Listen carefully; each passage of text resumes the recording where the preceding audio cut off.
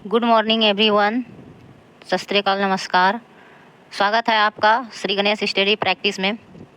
ये revision class में आज इंडियन ज्योग्राफी के रिवीजन क्लास में आपको जलवायु के बारे में बताएंगे। भारतीय जलवायु कैसी है, भारत के जलवायु का पूरा एनालिसिस करेंगे। इसका भारत की जलवायु यानी कि पूरा पोस्टमार्टम कर देंगे आज का क्लास में। जलवायु ख़त्म, ठीक है। तो ये इंडियन ज्योग्राफी का रिवीजन क्लास, इंडियन ज्योग्राफी के रिवीजन क्लास है आपका। रिवीजन क्लास आपका इंडियन ज्योग्राफी का हो जाएगा आपका लगभग 14 या 15 क्लास हो जाएगा आपका ज्योग्राफी का। और इसमें अगर पहले वाला वीडियो अगर आप नहीं देखे हैं तो प्लीज़, उसमें बहुत कुछ कवर हो गया है आपका, ठीक है। बहुत महत्वपूर्ण टॉपिक उसमें कवर हो गया है, इम्पोर्टेंट टॉपिक। तो प्लीज़ उसे विजिट करें, क्योंकि उसमें से आपका जो है भारत के प्रमुखता के बारे में बताया गया है। आपका जो है भारत के पड़ोसी देशों के बारे में हो गया है आपका कवर। उसके बाद भारत की जो है आपका किस युग से है, भारत का भूगोल में जो किस युग से है, आर्कियन कालीन चट्टानें, ये गोंडवाना, ये सब सारे किस क्षेत्र में कौन कौन से चट्टानें पाया जाता है। पठार के बारे में हो गया आपका बहुत, ये सब जो है महत्वपूर्ण टॉपिक। पठार हो गया आपका, नदी हो गया, संपूर्ण भारत की नदी पे जो है हो गया आपका लगभग 3 क्लास सिर्फ नदी पे हुआ है। लगभग 50 से 55 मिनट का वीडियो है, 3 क्लास। तो ये आपका भारत की नदियाँ हो गया है, पठार हो गया, झील हो गया है आपका पिछले क्लास में। तो नदियों पे लगभग 100 नदियों के बारे में, 100 प्लस नदियों के बारे में हमने पढ़ चुका है, ठीक है। प्रमुख नदी के बारे में हो गया, और भूगर्भिक संरचना के बारे में हमने कवर हो गया है मेरा। इसमें से अब भारत का जो है हिमालय क्षेत्र, पूरे भारत में से हिमालय आपका ख़त्म हो गया है। दर्रा हो गया ख़त्म पूरा, ये किस राज्य में कौन सी दर्रा है। तो नदी दर्रा हो गया आपका। और फसल के बारे में थोड़ा बहुत हो गया है कवर, उसमें से किस चट्टान में, किस क्षेत्र में कौन सी चट्टानें पाई जाती है, और मिट्टी पाई जाती है, किस मिट्टी में कौन से फसल उगाई जाती है। डेल्टा के बारे में हमने पढ़ा, ठीक है। थोड़ा आपका जो है वन के बारे में भी कवर हो गया है। अब अलग से अगर आगे वाला चैप्टर में आएगा आपका वन, तो ये भी आपका कवर हो जाएगा। तो प्लीज़ पीछे वाला वीडियो देखने नहीं भूलिएगा, नहीं तो आपका लगभग 10 से 12 वीडियो में आपका बहुत महत्वपूर्ण टॉपिक छूट जाएगा, ठीक है। इसीलिए बार बार हम कर रहे हैं। ये नहीं कि आप 144 करके क्या है क्वालिटी में भी आप सुन भी लीजिएगा ना मेरी आवाज़ इसमें, तो बहुत ही आपको फ़ायदा होगा, ठीक है। बहुत ही हम बात कर चुके हैं इस मैटर पे, ठीक है। तो आगे चलते हैं। अब पर्वतमाला जो है, जिसको समझ में नहीं आता इसमें, तो आपका पर्वतमाला को जो है बहुत अच्छे तरह से ढंग से समझाएं। इसमें एक वीडियो देखिएगा तो एक वीडियो में जो है आपका बहुत कुछ कवर हो गया है, ठीक है। चट्टान सबके बारे में, दक्कन ट्रैप, विंध्याचल क्रम की चट्टानें, कुड़प्पा क्रम की चट्टानें, ये सब आपका बहुत जो है VVI है। और इस सब में कन्फ्यूजन बहुत होता है, ठीक है। कन्फ्यूजन ये टेक्स्ट बुक महेश कुमार बर्नवाल की टेक्स्ट बुक है, इसमें से गलती होने का बहुत ही कम चांस है, संभावना। इसीलिए हम कहते हैं कि वीडियो, पिछले वाला वीडियो प्लीज़ देखिएगा, और आगे वाला भी वीडियो आप देखते रहिए। काहे कि ये आपका सभी परीक्षा की दृष्टि से BPSC के लिए जो तो रामबाण है, ठीक है। BPSC और BPSC TRE के लिए, ठीक है। तो हम BPSC TRE को ही फोकस करके चल रहे हैं। BPSC हो गया, झारखंड SSC हो गया, ठीक है। तो झारखंड SSC से ज़्यादा महत्वपूर्ण है आपका JSSC का पेपर 4 का सब्जेक्ट जो है, जिसका इसमें से हिस्ट्री है, ज्योग्राफी स्पेशल है, ज्योग्राफी पॉलिटी है। तो ये सब हम अपने वीडियो में कवर कर रहे हैं इसी चैनल पे, तो विजिट कीजिएगा, ठीक है। आगे चलते हैं अब। तो आइए पढ़ते हैं आज हम जलवायु के बारे में। तो जलवायु क्या है, पहले जलवायु के बारे में जानते हैं। जलवायु होता क्या है। तो जलवायु किसी स्थान, प्रदेश में लंबे समय के तापमान, वर्षा, किसी लंबे समय के तापमान, वहाँ के तापमान, वर्षा, वायुमंडलीय दाब तथा पवनों की दिशा एवं गति की समस्त दिशाओं के योग को जलवायु कहते हैं, ठीक है। समस्त दिशाओं के योग को जलवायु कहते हैं। किसी स्थान के जलवायु में परिवर्तन एक लंबी अवधि, ठीक है। किसी स्थान के जलवायु में परिवर्तन एक लंबी अवधि यानी कि 30 या उससे अधिक के वर्ष में होता है, ठीक है। लंबी अवधि में 30 या 30 से अधिक वर्ष में होता है परिवर्तन। भारत की जलवायु को जिस एक शब्द से पूर्णतः व्यक्त किया जा सकता है वह है मानसून, ठीक है। तो पूर्णतः व्यक्त जो किया जाता है वह क्या है, मानसून है आपका। जलवायु को जो एक शब्द में, अगर जैसे हम कहें एक शब्द में, तो इसे हम एक शब्द को परिभाषित करेंगे मानसून के रूप में, ठीक है। मानसून हवाओं का मौसमी प्रत्यावर्तन है, क्योंकि शीत ऋतु में हवाएं स्थल से, ये ध्यान रखना है, शीत ऋतु में आपका ये हो गया समुद्र, ठीक है, ये, और ये हो गया आपका स्थल भाग।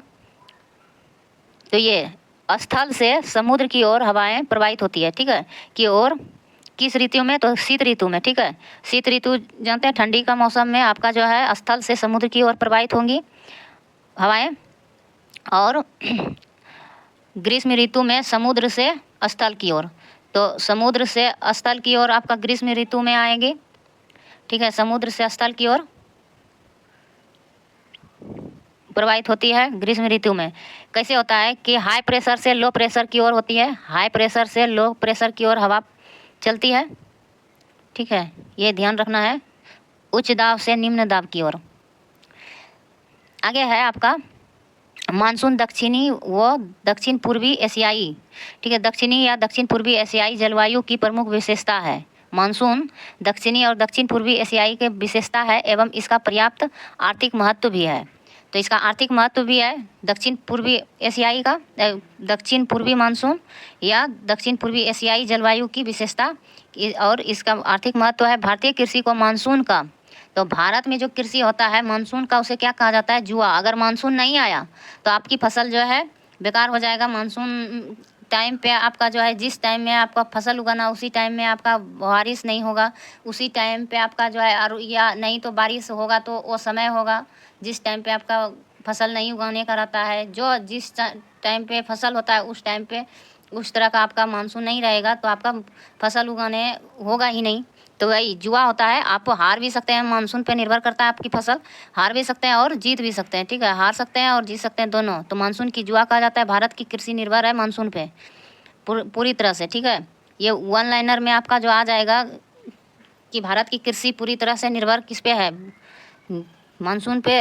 1 नंबर 2 नंबर या नहीं है, हाँ है, ऐसे करके दे देगा, एक क्वेश्चन पूछेगा तो आगे है, क्योंकि अधिकतर क्षेत्रों में कृषि मानसूनी वर्षा पर ही निर्भर है। तो अधिकतर क्षेत्र जो है भारत की कृषि मानसूनी वर्षा पर ही निर्भर है। मानसून में जब बारिश होती है उसी पे निर्भर है हमारी कृषि। वस्तुतः मानसून वह धुरी है, अब मानसून क्या है, मानसून के बारे में थोड़ा सा समझते हैं। मानसून वह धुरी है जिसके चारों ओर, तो मानसून वह धुरी है जिसके चारों ओर भारतीय अर्थव्यवस्था घूमती है। तो मानसून वह धुरी है जिसके चारों ओर भारतीय अर्थव्यवस्था जो है चक्कर काटती है। आगे है मानसून ऋतु को सूक्ष्म, मानसून ऋतु को गर्म और नम 2 कालों में बांट कर देखा जा सकता है। तो सूक्ष्म और आर्द्र के कालों में बांट कर देखा जा सकता है 2 काल में। तो सूक्ष्म और आर्द्र, सूक्ष्म काल के अंतर्गत क्या आता है, तो जानते हैं सूक्ष्म काल के अंतर्गत शीत शुष्क ऋतु, शीत शुष्क ऋतु वो ग्रीष्म ऋतु आती है, तो शुष्क काल के अंतर्गत, ठीक है। तो शीत शुष्क ऋतु भी होता है शुष्क काल के अंतर्गत, और ग्रीष्म ऋतु भी आती है शुष्क काल के अंतर्गत। जबकि आर्द्र काल के अंतर्गत यानी 2 ऋतु आती है, ठीक है, शुष्क काल में 2 ऋतु, शीत शुष्क ऋतु और ग्रीष्म ऋतु, दोनों 2 हुआ। और आर्द्र काल के अंतर्गत आती है मानसून के आगमन, आर्द्र में मानसून के आगमन एवं निर्वर्तन का काल शामिल है। यानी कि मानसून के आने का काल, मानसून के आने का काल और मानसून को लौटने का काल शामिल है, ठीक है, निर्वर्तन का काल शामिल है। किसमें, तो आर्द्र काल में। आगे है आपका शीत ऋतु के बारे में जानते हैं, शीत शुष्क ऋतु के बारे में। यह मध्यम दिसंबर से फरवरी तक का काल होता है, ठीक है। और इस समय सूर्य के दक्षिणायन होने के कारण, ठीक है, तो ये दिसंबर जब होगा, दिसंबर से फरवरी, तो दिसंबर में सूर्य दक्षिणी गोलार्ध की ओर चले जाएंगे सूर्य। तो दक्षिणायन होने के कारण सूर्य पश्चिमोत्तर भारत में, यानी कि भारत की ये हुआ पश्चिमोत्तर भारत में एक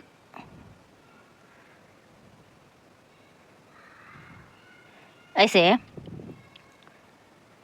2, इसका ऐसे, इसको ऐसे कर दीजिए, इसको ऐसे कर दीजिए, ये हो गया जल्दीबाजी का मैप, ठीक है। तो ये पश्चिम और उत्तर भारत में, ठीक है, ये पश्चिम और उत्तर भारत में, यहाँ से लगभग आपका पश्चिम उत्तर भारत का आ जाएगा।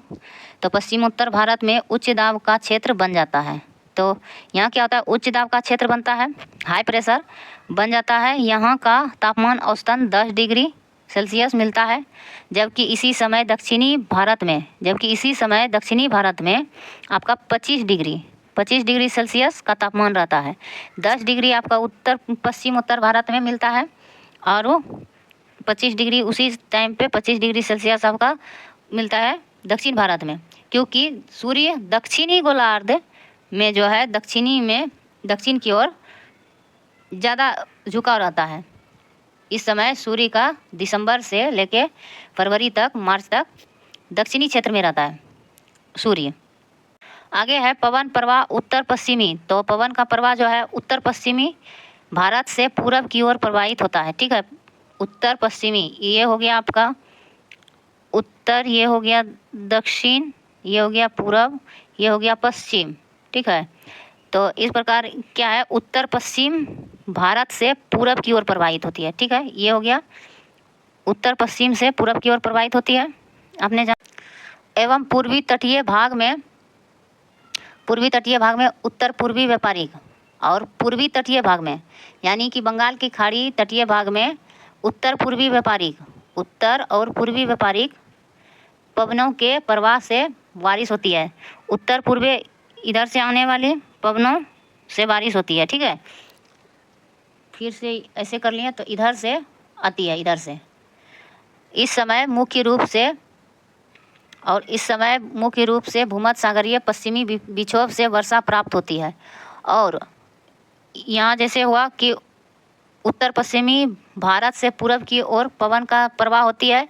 और पूर्वीय तट भाग में कब, तो आपका शीत ऋतु में, जब दक्षिणी गोलार्ध में सूर्य का झुकाव होता है तब। ठीक है, पूरब के तटीय भाग में उत्तर पूर्वी व्यापारिक पवनों से बारिश होती है भारत में। ठीक है, उन्हीं के प्रभाव से, उत्तर पूर्वी प्रभाव से पूर्वी तटीय भाग में। ठीक है, यहाँ कन्फ्यूजन नहीं रहिएगा, यहाँ अच्छा से क्लियर कर लीजिएगा वीडियो को, और पीछे हटा के एक बार 2 बार और देख लीजिएगा, आपका डाउट क्लियर हो जाएगा। तो आगे है, इसमें उत्तर पूर्वी व्यापारिक पवनों के प्रभाव से बारिश होती है। इस समय मुख्य रूप से भूमध्य सागरीय पश्चिमी विक्षोभों से बारिश प्राप्त होती है। और इस समय भूमध्य सागर से उठने वाली पश्चिमी विक्षोभ, लौटता हुआ मानसून हो गया आपका उत्तर पूर्वी व्यापारिक पवन, और पश्चिमी विक्षोभ जो हो गया आपका, और ये पश्चिमी विक्षोभ भूमध्य सागरीय बारिश हो गया, भूमध्य सागर से उठने वाली बारिश तो यहाँ से प्राप्त होती है। इसी समय में ये हुए शीतोष्ण कटिबंधीय चक्रवात है, ये शीतोष्ण कटिबंधीय चक्रवात है जो उपोष्ण पछुआ जेट, तो ये पछुआ पवन जेट पवनों द्वारा होता है। और कहाँ करवाता है पछुआ पवनों के द्वारा, उपोष्ण पछुआ जेट पवनों द्वारा, तो इराक, ईरान, अफगानिस्तान होते हुए पाकिस्तान से होते हुए भारतीय उपमहाद्वीप तक भूभाग तक प्रवाहित होते हैं। तो पहले इराक आएगा, भूमध्य सागर से सबसे नज़दीक में आएगा पश्चिम, अगर पूरब की ओर धीरे धीरे बढ़ेंगे तो इराक, ईरान, उसके बाद अफगानिस्तान, उसके बाद पाकिस्तान को छूते हुए जो है भारत में प्रवेश करेगी और भूभाग तक प्रवाहित होती है। पूर्व की ओर बढ़ने पर इनसे वर्षा की मात्रा में कमी देखने को मिलती है। तो जैसे जैसे पूर्व की ओर बढ़ेगा तो वर्षा की मात्रा में कमी तो होगा ही, काहे कि जहाँ जितना नज़दीक रहेगा जिस क्षेत्र से, वहाँ अधिक बारिश होगा। जैसे अरब सागर से उठने वाली बारिश सबसे अधिक कहाँ होता है, तो आपका ये पश्चिमी घाट में अधिक करवाता है, पश्चिमी घाट। और यहाँ नीलगिरी की पहाड़ी, ये पश्चिमी घाट का रेंज जो है, ये होने के कारण जो है इस तरफ बारिश नहीं हो पाती है। यहाँ से उठने वाली पवन इनको छू के, इसको पार करते हुए जो ऐसे जाती है, तो इसको सारा जो है बारिश यहाँ होता है सबसे अधिक। उसके बाद इधर से जाते हुए इधर लौटती है। यहाँ क्यों लौटती है तो इसके बारे में भी आगे जानिएगा कि यहाँ एक अराकानियमा पर्वत है, इधर से जाते हुए इसमें टकराती है। इधर से उठने वाली जितने है आपकी मानसून, ये बारिश, वो पवन उठा के लेके जाती है, अराकानियमा से टकरा के जो है उत्तर भारत में, जो उत्तरी भारत के मैदान में बहुत सारे बारिश करवाती है। और इधर से उठती है तो यहाँ आपका अरावली पर्वत, ये उसे रोक के इधर ही बारिश करवाती है। और उसके बाद इसे पार करके जैसे जाती है तो इधर बारिश करवाती है। ठीक है, तो ये शीतोष्ण कटिबंधीय चक्रवात है।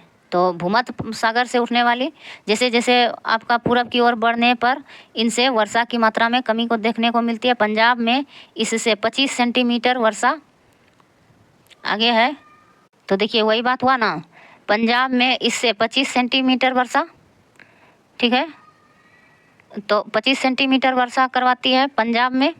और वहीं एवं पश्चिमी उत्तर प्रदेश में, यानी कि उत्तर प्रदेश के पश्चिमी छोर में 4 सेंटीमीटर बारिश प्राप्त होती है। तो यहाँ 25 सेंटीमीटर और यहाँ 4 सेंटीमीटर, थोड़े से दूरी के अंतराल पे, क्योंकि पूरब की ओर जैसे जैसे प्रवाहित होती है वैसे वैसे बारिश की मात्रा में कमी आती है, ठीक है। तो क्या है कि पश्चिमी विक्षोभ से बारिश होने वाली वर्षा जो है, जैसे जैसे आपका पंजाब में आपका 25 सेंटीमीटर बारिश करवाएगी पश्चिमी विक्षोभ भूमध्य सागर से आने वाली बारिश। पश्चिमी विक्षोभ वायु के द्वारा जब बारिश होती है भारत में तो 25 सेंटीमीटर आपका पंजाब में, और वहीं उत्तर पश्चिम उत्तर प्रदेश में आपका 4 डिग्री बारिश करवाती है, ठीक है। और उसके बाद 4 डिग्री होती है। और पश्चिमी विक्षोभ तो पश्चिम उत्तर प्रदेश में हो गया 4 सेंटीमीटर का बारिश होती है, वहीं पंजाब में। तो आप जानते हैं पश्चिमी विक्षोभ से होने वाले बारिश से हमें कौन कौन से फसल के उत्पादन में अहम भूमिका निभाते हैं, किस फसल में जो है फायदेमंद है, किस फसल के लिए पश्चिमी विक्षोभ। तो पश्चिमी विक्षोभ से प्राप्त होने वाली अल्प वर्षा, तो पश्चिमी विक्षोभ से तो हमेशा ही अल्प बारिश होगा, क्योंकि जिस प्रकार हमारा बड़े बड़े समुद्र से उठने वाले पवनों से प्राप्त बारिश होगा तो उसकी तुलना में तो कम ही होगा बारिश। आपका भूमध्य सागर से आ रही है बारिश तो वो तो ज़्यादा बड़ा भी नहीं है, और वहाँ से आते आते जैसे पूरब की ओर जाएंगे वैसे जो है आपका बारिश की मात्रा कम होते जाएगी, लास्ट में जाके शून्य हो जाती है, बारिश होता ही नहीं है जैसे पूरब जाएगा तो इसीलिए ये बात इसमें लागू होता है। तो अल्प बारिश कहाँ होता है, तो देखिए पहले पश्चिमी विक्षोभ से प्राप्त होने वाली वर्षा कौन कौन से क्षेत्र है। तो आपका पंजाब में करवाती है पश्चिमी विक्षोभ के द्वारा, हरियाणा में करवाती है बारिश आदि राज्यों की। तो यहाँ कौन कौन से फसल, पंजाब और हरियाणा में कौन कौन से फसल में महत्वपूर्ण भूमिका निभाती है, तो गेहूँ, चना, सरसों। तो गचस या सचग, ठीक है, सच गेहूँ भी बोल सकते हैं। तो आपका ये ट्रिक हो गया, यानी कि सच गेहूँ, ये सरसों, चना और गेहूं के फसल में हरियाणा में जो है फायदेमंद है, फसलों की वृद्धि में सहायक है, ठीक है, इसके उत्पादन में सहायता करती है पश्चिमी विक्षोभ। राजस्थान में इस वर्षा को मावट कहते हैं, और वही पश्चिमी विक्षोभ को राजस्थान में क्या कहते हैं, तो मावट कहते हैं। हिमाचल प्रदेश में सेब की खेती के लिए फायदेमंद है पश्चिमी विक्षोभ, मदद करती है। हिमालय क्षेत्र में हिम रेखा के ऊपर इनसे हिमपात होता है। तो हिम रेखा के ऊपर से हिमपात होता है आपका हिमालय क्षेत्र में, पश्चिमी विक्षोभ के द्वारा हिमपात होने में भी मदद करता है पश्चिमी विक्षोभ, जिससे इस क्षेत्र से निकलने वाली नदियाँ जो है आपका गंगा हो गया, यमुना हो गया, यमुनोत्री, गंगोत्री, बद्रीनाथ से आपका हो गया देव, भागीरथी, आपका बद्रीनाथ से हो गया आपका अलकनंदा, विष्णु प्रयाग, और भागीरथी हो गया आपका यहाँ से केदारनाथ से। तो इस प्रकार केदारनाथ से फिर मंदाकिनी हो गया, तो गंगोत्री से हो गया आपका भागीरथी नदी निकलती है,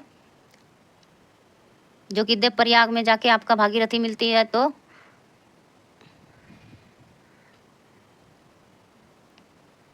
ये सब नदियों में, हिमानी नदियों में जो है आपका फ़ायदेमंद होता है। इसमें जल प्रवाह में सदानीरा बनी रहने में जो है सालों भर उसमें जल की मात्रा रहने में आपकी पश्चिमी विक्षोभ मदद करती है, ठीक है, सदानीरा बनी रहती है सालों भर।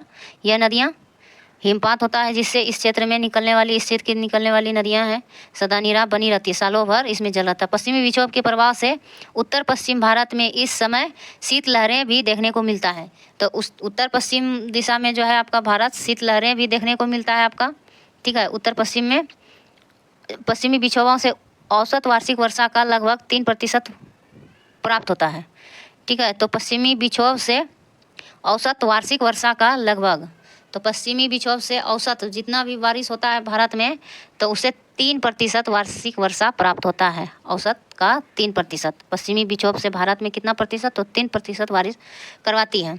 आगे देखिए आप, ग्रीष्म ऋतु। ग्रीष्म ऋतु आपका कब से कब तक होती है? तो ये आपका जो है, ऐसे आप पढ़िएगा ना, किसी भी वीडियो में बुक जहाँ नहीं पढ़िएगा, किसी का भी जो अगर बुक से आपको पढ़ा रहा है, वहाँ से क्वेश्चन छूटने का 0% रहता है। आपका क्वेश्चन जो है छूट ही नहीं सकता है, ठीक है। तो बुक से ज़्यादा आप देखिएगा वीडियो, बुक जो भी पढ़ा रहे हैं उनका, और अगर कम टाइम में करना है तैयारी तब, ऐसे नहीं तो आप दूसरे का भी वीडियो देख सकते हैं, क्योंकि उसमें पहले आपको ग्रीष्म ऋतु के बारे में एक ही टॉपिक कवर करवाएंगे, सभी टॉपिक एक साथ कवर नहीं करवाएंगे। पहले ग्रीष्म ऋतु एक बार बताएंगे, फिर दूसरे बार में आपका क्या कवर करवाएंगे? तो ग्रीष्म ऋतु में होने वाली वर्षा, ठीक है, इतने बताएंगे। मार्च से लेके आपका ग्रीष्म ऋतु काल कब तक से कब तक रहता है? तो 21 मार्च को सूर्य विषुवत रेखा में होता है, 23 जून तक, 21 मार्च से 23 जून ऐसे करके बताएंगे। तो कई उसमें भी उनका अति नहीं है, क्योंकि उनको भी बहुत सारे बुक पढ़ के और उससे कंटेंट अति करके और पढ़ के उसमें से कवर करते हैं। लेकिन इसमें क्या है, आप बुक पढ़ेंगे तो बार बार एक ही बात को आगे जा के रिवीजन होते रहता है। इसीलिए बोलता है NCERT बुक बहुत ही अच्छा है, फायदेमंद है, उसे फॉलो किया कीजिए। तो ग्रीष्म ऋतु मार्च से लेकर मध्य जून तक रहती है। इस समय सूर्य उत्तरायण रहता है, यानी कि आपका सूर्य जो है उत्तरायण होता है। ये हो गया उत्तरी ध्रुव, ये दक्षिणी ध्रुव, ये उत्तरायण रहता है, ठीक है। आपका सूर्य यहाँ रहता है, ठीक है। तो 21 मार्च को सूर्य विषुवत रेखा पर एवं 23 जून को कर्क रेखा पर। तो ये हो गया आपका विषुवत रेखा।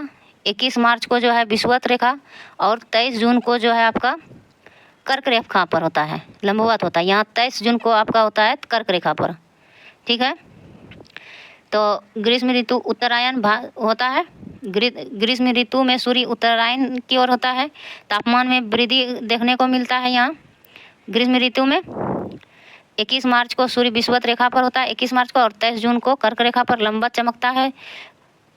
मार्च के मध्य में तापमान बढ़ना शुरू हो जाता है। मार्च के मध्य से ही तापमान बढ़ना शुरू, मध्य मई तक तापमान बढ़कर 40 से 42 डिग्री सेल्सियस तक हो जाता है। उत्तरी पश्चिमी भारत में इस समय लू चलती है, और उत्तर पश्चिम भारत में जो है आपका क्या होता है, लू चलता है, ठीक है।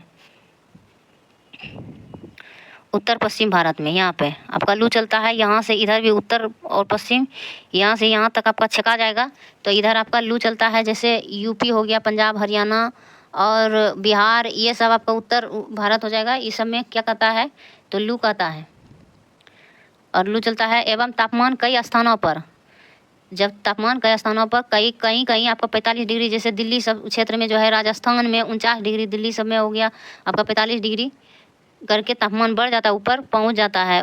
राजस्थान में 49 डिग्री, बिहार, उत्तर प्रदेश में 38 से 40 डिग्री लगभग हमेशा ये तापमान रहता है।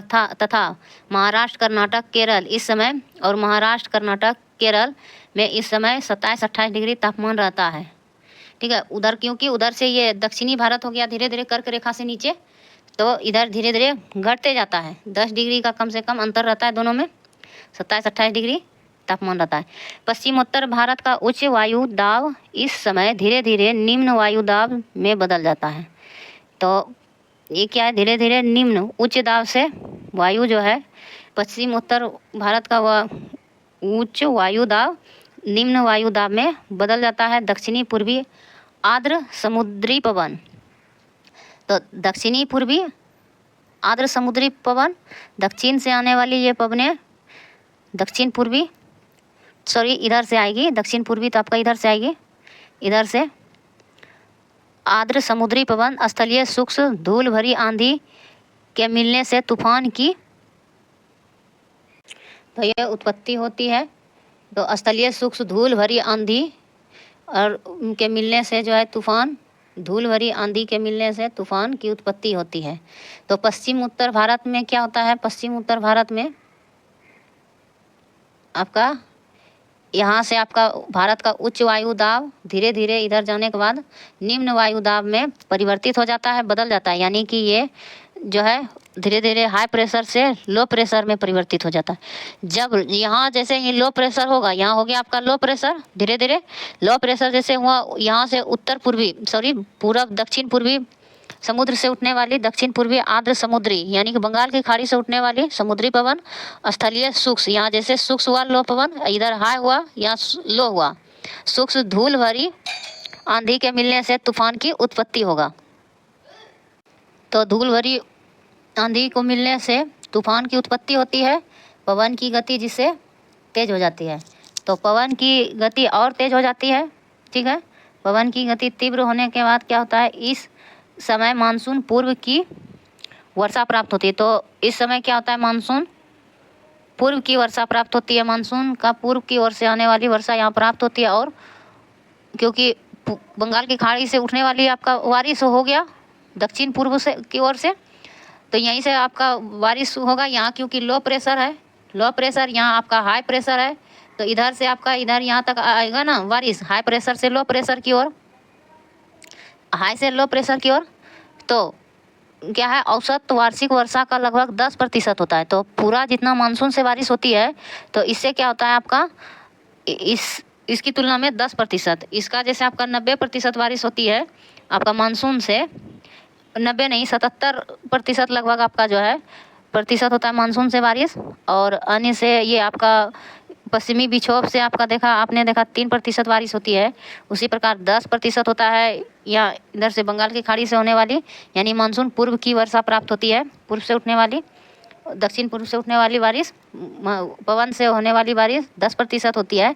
और विभिन्न भागों में इस वर्षा को अलग अलग स्थानीय नाम है। तो मानसून पूर्व की वर्षा प्राप्त होती है, 10% वार्षिक वर्षा का लगभग 10% बारिश होती है। और विभिन्न भाग में इसका स्थानीय नाम अलग अलग स्थानीय नाम है। तो इसे असम में क्या कहते हैं, तो चाय वर्षा कहता है, ठीक है। असम में टी सावर, बंगाल में काल वैसाखी, इसी बारिश को काल वैसाखी के नाम से भी जाना जाता है। क्योंकि यह बारिश किस ऋतु में होता है, तो आपका ग्रीष्म ऋतु में होता है, ठीक है। ग्रीष्म ऋतु में मार्च से जून तक, उस समय उत्तरायण में होता है आपका सूर्य 21 मार्च से सूर्य विषुवत रेखा पर 23 जून को कर्क रेखा पर आती है, 21 मार्च से 23 जून तक। और 40-42 डिग्री इसी तरह तापमान बढ़ता है, 49 डिग्री बिहार में, राजस्थान में, और 38 से 40 डिग्री आपका बिहार उत्तर प्रदेश में, महाराष्ट्र और केरल में 27-28, कर्नाटक में 27-28 डिग्री रहता है, ठीक है। ये तो आपने देख लिया। तो आपका काल वैसाखी कहाँ जाना जाता है, तो काल वैसाखी जाना जाता है पश्चिम बंगाल में, केरल में आम्र वर्षा के नाम से जाना जाता है, मैंगो सावर, असम में टी सावर चाय वर्षा, कर्नाटक में कॉफ़ी वर्षा के नाम से जाना जाता है, ठीक है। और चेरी ब्लॉसम आपका कहा जाता है, आपका कर्नाटक में कॉफ़ी वर्षा या चेरी ब्लॉसम भी कहा जाता है। उड़ीसा में इस वर्षा को नॉर्वेस्टर कहा जाता है, उड़ीसा में नॉर्वेस्टर भी कहा जाता है। इस समय होने वाली वर्षा से तड़ित झंझा, ठीक है, थंडर स्टॉर्म भी उत्पन्न होते हैं। तो तड़ित झंझा यानी कि आपका बिजली की चमक के साथ तेज बारिश होती है, ठीक है। इस समय बिजली की चमक के साथ तेज बारिश होती है, ठीक है, कड़ कड़ करके जो बारिश होती है। तो नॉर्वेस्टर आपका हो गया उड़ीसा में। और इसी समय होने वाली तड़ित झंझा यानी कि बिजली तेज चमक के साथ, जब बिजली चमकती है उसके साथ तेज बारिश होती है, तो इसे तड़ित झंझा भी कहता है, थंडर स्टॉर्म। ये ध्यान में रखिएगा। आर्द्र काल के अंतर्गत, अब आर्द्र काल के अंतर्गत होने वाली ये ग्रीष्म ऋतु में होने वाली बारिश को देखें। अब आर्द्र काल के अंतर्गत जो बारिश होती है, ग्रीष्म ऋतु में शुष्क काल की बारिश है, ठीक है। ग्रीष्म ऋतु की बारिश जो है आपका, ये शुष्क काल का बारिश था। ये 2 काल में विभाजित हुआ था, आपने देखा, ठीक है। इसको दिखा देते हैं अभी आपको। तो शुष्क का ही आपका भाग है, 2 भागों में मानसून विभाजित हुआ भारत का, एक शुष्क ऋतु और दूसरा आर्द्र ऋतु। तो शुष्क ऋतु 2 भागों में विभाजित किया गया था आपका शुष्क ऋतु को। तो शुष्क ऋतु को एक शीत शुष्क ऋतु, ठीक है, और दूसरा ग्रीष्म शुष्क ऋतु, ठीक है। ये ग्रीष्म ऋतु शुष्क ऋतु के अंतर्गत ही आएगा। तो शीत शुष्क ऋतु और ग्रीष्म शुष्क ऋतु, ठीक है। शुष्क को 2 भागों में विभाजित किया और ऋतु को 2 विभाग में, और एक आर्द्र और जो कि अब ये हो गया आपका जो है मध्य दिसंबर से लेकर शीत शुष्क ऋतु मध्य दिसंबर से लेकर फरवरी तक, और उसके बाद ये मध्य मार्च से लेकर मार्च से मध्य जून तक। ग्रीष्म शुष्क ऋतु आपका भारत में आता है मार्च से लेकर मध्य जून तक, ठीक है। और इसके बारे में आपने जाना 21 मार्च को सूर्य विषुवत रेखा पर आ जाती है, 23 जून को कर्क रेखा पर। तो ये देखिए हो गया, अब ये देख लिया। फिर आप देखिए अब आर्द्रकाल के अंतर्गत मानसून के आगमन। तो आर्द्रकाल के अंतर्गत जो है मानसून का आगमन एवं निर्वर्तन के काल को सम्मिलित किया जाता है। जहाँ मानसून, तो मानसून का जो आगमन होता है और मानसून के लौटने का समय जो काल को सम्मिलित किया जाता है आर्द्रकाल के अंतर्गत, ठीक है। ये दोनों को सम्मिलित किया जाता है। जहाँ मानसून की प्रभाविता की अवधि मध्य जून से, ठीक है, मानसून की प्रभाविता की अवधि, ये आर्द्रकाल की प्रभाविता की अवधि क्या होता है, तो मध्य जून से मध्य सितंबर तक होता है आपका आर्द्रकाल। मध्य जून से लेकर मध्य सितंबर तक आपका आर्द्रकाल का समय होता है, ठीक है। तो ये हो गया आपका तक। वहीं निर्वर्तित मानसून का मुख्य काल मध्य सितंबर से मध्य दिसंबर तक। इनसे औसत वार्षिक वर्षा की क्रमशः 74, 13 वर्षा प्राप्त होती है। तो आपका 74%, अभी आपने देखा था 77, तो नहीं 77 नहीं होगा, 74% होगा, ठीक है। तो ये आप ध्यान यहाँ दीजिएगा। तो आपका है यहाँ क्या है, इनसे औसत वार्षिक वर्षा क्रमशः 74 और 13% वर्षा प्राप्त होती है। तो किसमें, तो मानसून का आगमन के समय जो है 74%, हाँ ठीक है।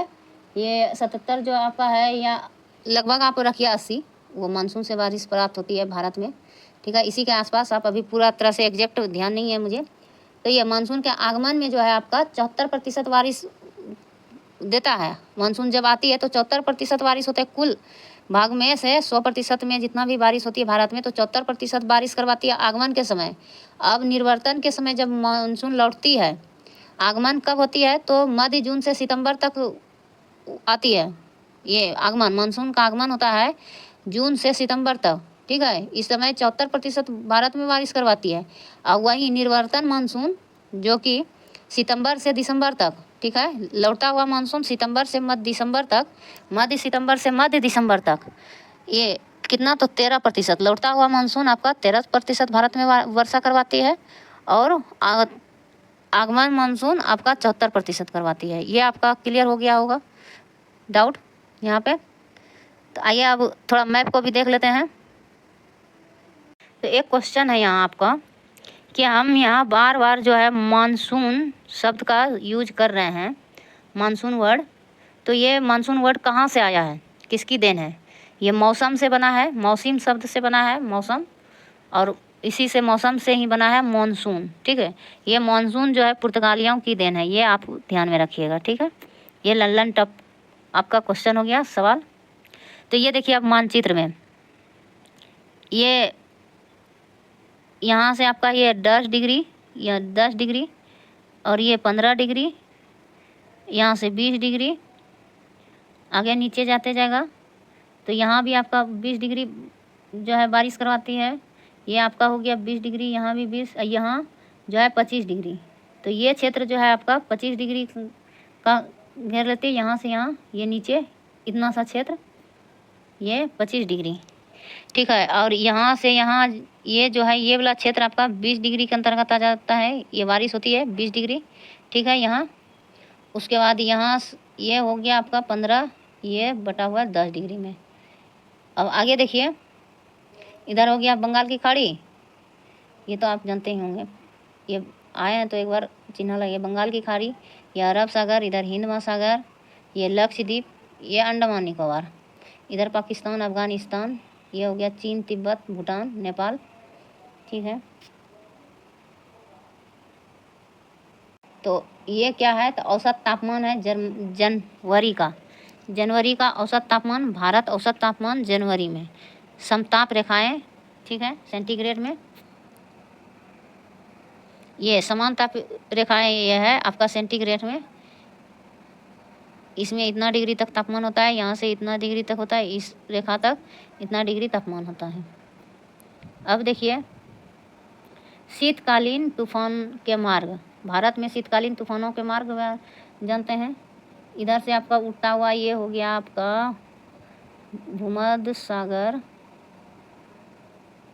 ठीक है, ये भूमध्य सागर। यहीं से उठता हुआ मानसून इराक ईरान होते हुए अफ़गानिस्तान में प्रवेश करती है। ये अफ़गानिस्तान फिर पाकिस्तान, उसके बाद भारत में प्रवेश करते हुए आती है।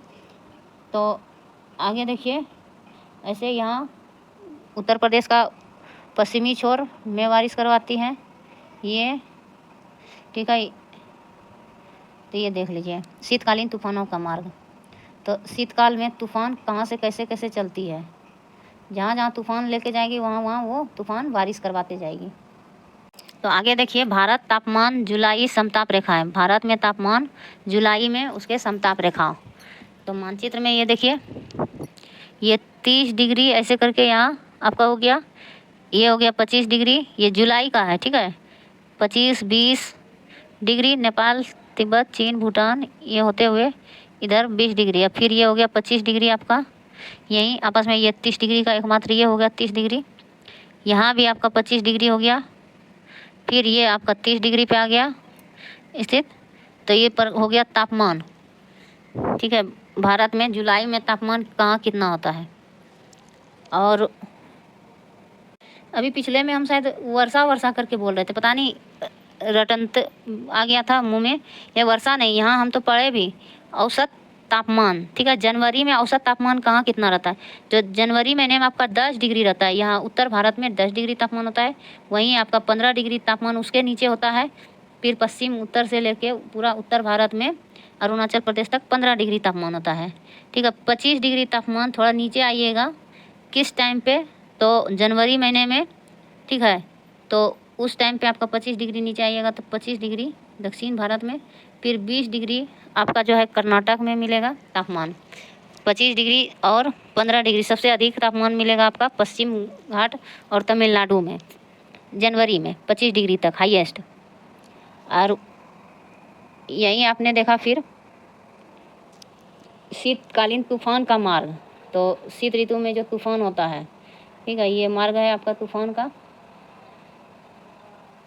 तो ये भारत में तापमान जुलाई महीने में जो है समताप रेखा, उसकी तापमान की समताप रेखा जुलाई महीने की तापमान क्या है। तो यहाँ देखिए 30 डिग्री, यहाँ भी 30 डिग्री तापमान है आपका सेल्सियस। फिर यहाँ 25 डिग्री, ऊपर जाइएगा तो कम होते जाएगा जुलाई महीना में, ठीक है। ये 25 डिग्री, जिससे जैसे नीचे जाइएगा थोड़ा जो है वैसे वैसे आपका तापमान बढ़ते जाएगा। तो इधर 30 डिग्री, यहाँ तक भी 30 डिग्री है, ये तो ऑप्शनल में है, ये मतलब कि अपवाद में इधर 30 डिग्री हमेशा नहीं रहता है, ठीक है। और इधर मरुस्थल है, इसीलिए यहाँ का तापमान अधिक जल्दी बढ़ जाता है। मरुस्थल पश्चिमी विक्षोभ से आने वाली पवनें, और यहाँ भी है समुद्र तल, तो यहाँ भी 30 डिग्री तापमान है। यहाँ होने का कारण ये हो जाएगा कि आपका मकर रेखा विषुवत रेखा के नज़दीक में है स्थित, ठीक है। यहाँ से लगभग आपका 6 डिग्री तक है, 6 डिग्री नहीं 8 डिग्री तक दूरी बनता है विषुवत रेखा से। आपका पिग्मलियन पॉइंट जो है आपका अंडमान निकोबार द्वीप का, तो वो आपका है 6 डिग्री 45 मिनट पे, ठीक है। तो 8 डिग्री होगा। यहाँ से अगर हम जोड़ेंगे तो यहाँ से कम कर देंगे और उसमें से घटा देंगे तो मेरा पक्का एग्जैक्ट निकल जाएगा। ये हो गया आपका बंगाल की खाड़ी, यहाँ 30 डिग्री, ये आपने तो पढ़ लिया। आगे है आपका निम्न दाब, यहाँ भी निम्न दाब है। हिमालय में आपका निम्न दाब है, हिमालय में निम्न दाब। ग्रीष्म ऋतु में यहाँ भी निम्न दाब है। यहाँ से उठी पवन, यहाँ से उठी पवन, ऐसे करके अराकान नियमों से टकराते हुए ऐसे यहाँ किसी का भूभाग देश का जो है अपना नियम नहीं चलता है इसमें। जहाँ हम पवन को दिशा गति मिलता है उधर ही ये मुड़ जाता है, ठीक है। तो ऐसे उठती है यहाँ से विषुवत रेखीय निम्न दाब।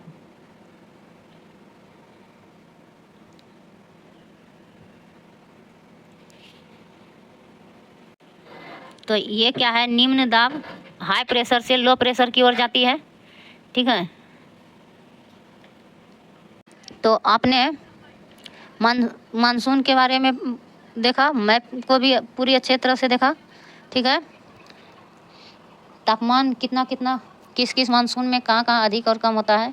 अब जानते हैं मानसून की क्रियाविधि के बारे में। मानसून की क्रियाविधि क्या है, इसे निम्न चरणों के अंतर्गत समझा जा सकता है। मानसून का आरंभ और उसका अग्रसरण। ठीक है, मानसून का आरंभ और उसका अग्रसरण, वर्षा लाने वाले यंत्र, मानसूनी वर्षा का वितरण, यानी इसे जो है निम्न चरणों में जाना जा सकता है। वर्षा लाने वाला यंत्र भी इसे समझा जा सकता है, मानसूनी वर्षा का वितरण करने वाले। ठीक है, मानसून का क्रियाविधि, मानसून की विच्छेद, मानसून का विच्छेद कहाँ कहाँ कितना कितना वितरण होता है, बढ़ता है। फिर मानसून में निर्वर्तन यानी लौटता हुआ मानसून। तो 4 भागों में समझते हैं इसको, मानसून को। पहला भाग है मानसून का आरंभ व अग्रसरण। इसकी उत्पत्ति के संबंध में कई सिद्धांत प्रतिपादित किए गए हैं। आरंभ अग्रसरण के बारे में मानसून का आरंभ जो होता है, कई सिद्धांत दिए गए हैं। ये मैप में देखिए आप, फिगर में एक बार। तो निम्न दाब यहाँ हिमालय क्षेत्र है, फिर निम्न दाब ग्रीष्म ऋतु में। ठीक है, विषुवत रेखीय निम्न दाब यानी कि विषुवत रेखा का पर निम्न दाब ग्रीष्मकालीन मानसून। ठीक है, और विषुवत रेखा पर निम्न दाब होगा ही यहाँ का, क्योंकि सूर्य की किरण यहाँ लंबवत पड़ेगा, तो आसपास के क्षेत्र जितने भी हैं यहाँ निम्न दाब होगा। यानी हाई प्रेशर से लो प्रेशर की ओर आपका पवन प्रवाहित होती है, तो जून जुलाई सब में जो है आपका यहाँ बारिश अधिक होता है विषुवत क्षेत्र के आसपास, रेखा के 30 डिग्री ऊपर और 30 डिग्री नीचे। ठीक है, तो निम्न दाब रहेगा उस टाइम पे। तो ये आगे देखिए, फिर निम्न दाब। तो ये पिछले क्लास में, अब आगे वाला क्लास में इसे कवर करेंगे, मानसून की क्रियाविधि। ये मानसून की क्रियाविधि पिछले क्लास में हम इसके बारे में अच्छी तरह से जानेंगे, इसके चारों क्रियाविधि के बारे में। ठीक है, ठीक है, आज का वीडियो यहीं तक, थोड़ा और एक वीडियो इसमें बनेगा। धन्यवाद पूरा वीडियो देखने के लिए। नमस्कार, आपका दिन शुभ हो, मंगलमय हो, खुश रहें, मस्त रहें, व्यस्त रहें, सेट प्रैक्टिस सेट मारते रहें। मेरा भी वीडियो से आप नहीं है तो ऐसे चला के आप देख सकते हैं रिवीजन के तौर पे प्रैक्टिस सेट।